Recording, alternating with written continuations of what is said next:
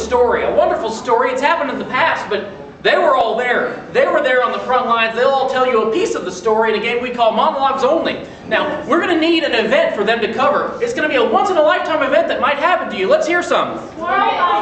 Mary. I'm sorry, what's that? Prank phone call. The prank phone call. Now, is there anything special about the prank phone call, or just... Getting married. All right. It's a marriage proposal. It's a marriage proposal. Prank phone call is somehow involved. All right. So, a marriage proposal involving a prank phone call. We're going to see it. It's already happened. We're going to count down our monologuers. 5, 4, 3, 2, 1. You see all sights and sounds and people types in this city. I'm a cabbie. You know, I passed the test. I know where I am, what's what. But I ain't never seen nothing like love, you know? I mean, sure, I got cigar stains under my arms, and I smell like a rat that's probably died in my trunk, but love is really a beautiful thing.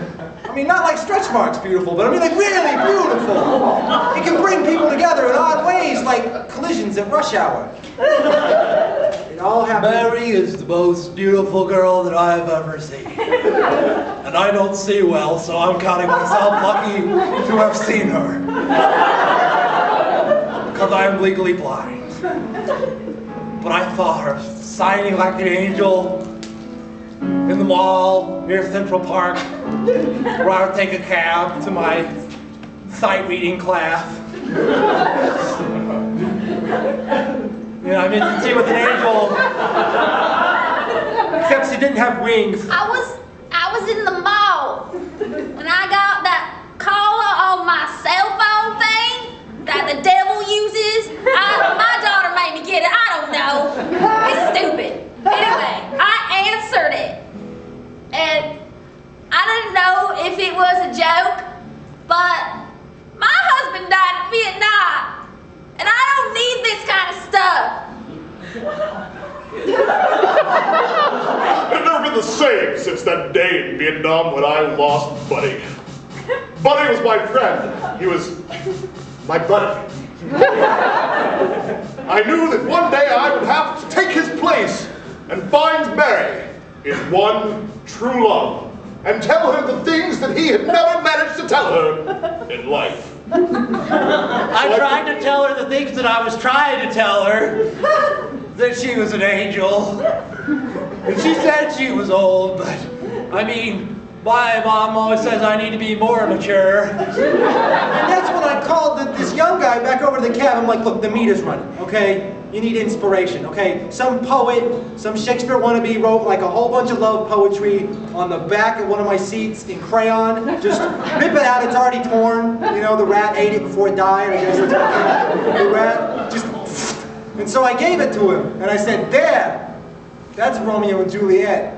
And so he said to me, he said, I would like some greens and eggs and ham. I want them Sam I am. I want them on a box and with a fox. and I said, are you trying to make fun of my cooking?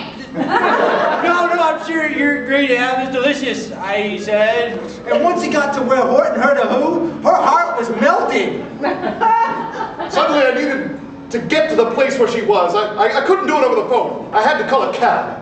It pulled out in front of my house and I got in. There was a young man inside that I'd never seen before. We started a conversation. Where are you going? That's normally what I ask you, and then you tell me. Yeah, you know where Mary lives? That's what I said. Yeah, a city of 10 million people. I know where Mary lives. Jeez! Good, none of the other cabbies did. I did. I've been around. The power of love. Stretch marks. So I looked over at this young guy in the seat next to me. And I started telling him my story about how Buddy had died, and I had promised to do an awful, horrible thing. I was gonna get married. When the man told me that,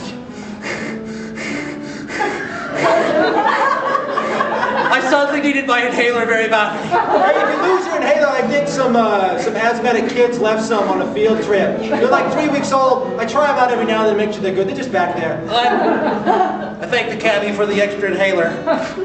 I told the kid, look, you look like the poetic type. I mean, you've got that thing on a scrap of paper that says roses and stuff. I mean, would you take a bullet for me?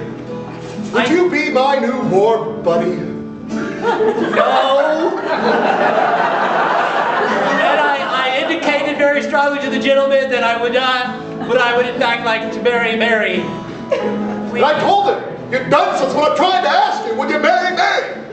Yeah, metaphorically speaking, if the bullet is the woman, it's actually a woman, and I take a woman bullet.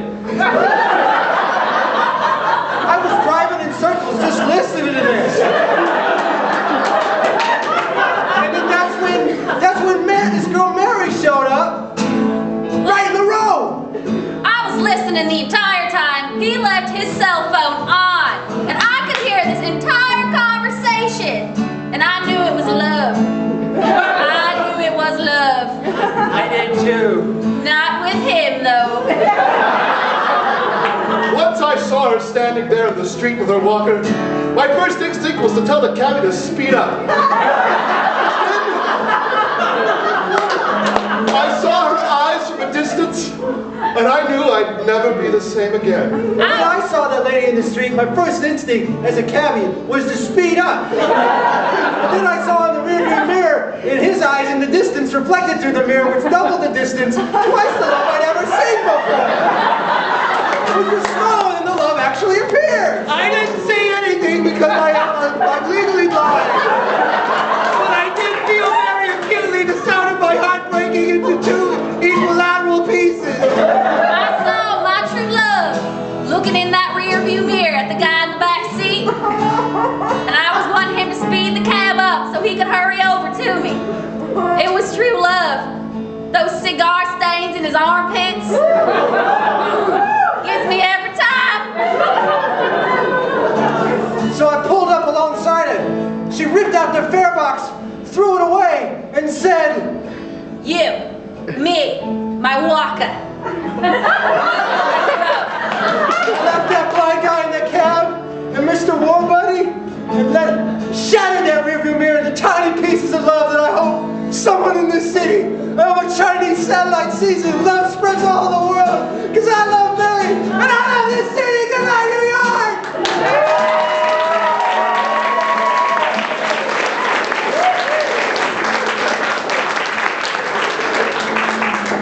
Do you want to help me drive this cab?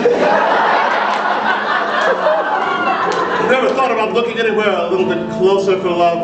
I can't see you, but I like what I'm feeling.